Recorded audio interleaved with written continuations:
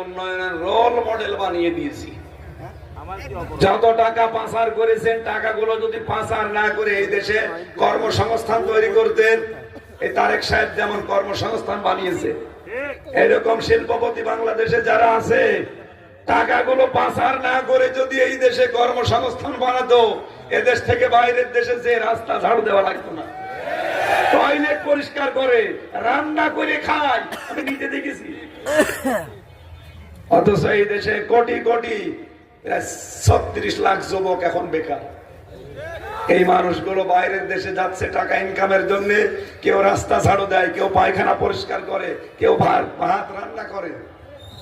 একটা সম্মানজনক কর্মজীবন নিয়ে এই দেশে বাস করা যেত না? আপনি নিজেও ধ্বংস হয়ে গেলেন, আমাদেরকেও বিপদে ফেলে গেলেন। এই জন্য ওজনে আর যেন সামনে কেউ কম বেশি করতে না পারে, সজাগ থাকা লাগবে ইনশাআল্লাহ। আমরা কিছু মানুষের উপর বিশ্বাস করতাম, কিন্তু না, তাদের চরিত্র অলরেডি বাংলার মানুষের কাছে প্রস্ফুটিত হয়ে গেছে।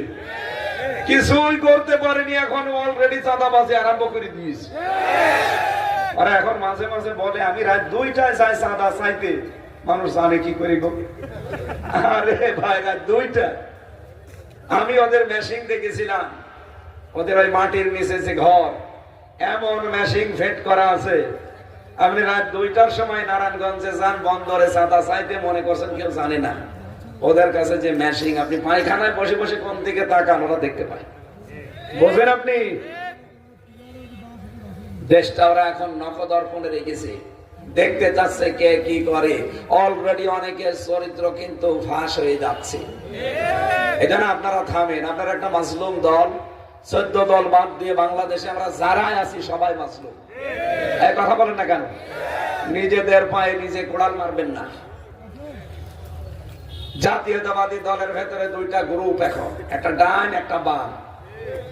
ডান গুলো অন্তত তারেক জিয়ার কিছু কিছু কথা শোনে, বাম যেগুলো ওগুলো সব চলতেছে দাদা বাবুদের উস্কানিতে। ওরা মনে করেছিল যে ওরা আমাদেরকে চেয়ারে বসিয়ে দেবে। 53টার উপরে চুক্তি হয়েছিল হাসিনার সাথে, কন্যা চলে গেছে, চুক্তিগুলো সব ইউনূস বাতিল করে দিয়েছে। এখন যে বিপদে পড়ে দোয়া পড়বে তাও পারে না, কারণ দোয়ার নাম কি? ইউনূস পড়তে পারবে। চিন্তা করছে দোয়া ইউনূস তো পড়া যায় না, এই কারণে এখন কন্যাও যেহেতু নেই, মিলও নেই, কন্যাও নেই। এখন চিন্তা করছে ডানপন্থী যারা আছে এদের দ্বারা জীবনও হবে না, আর ইসলামপন্থী যারা এদের দ্বারা তো হবেই না। এরা দরকার হয় জীবন দিয়ে দেবে, 1 ইঞ্চি জায়গায় দেশ থেকে ছাড়বে না।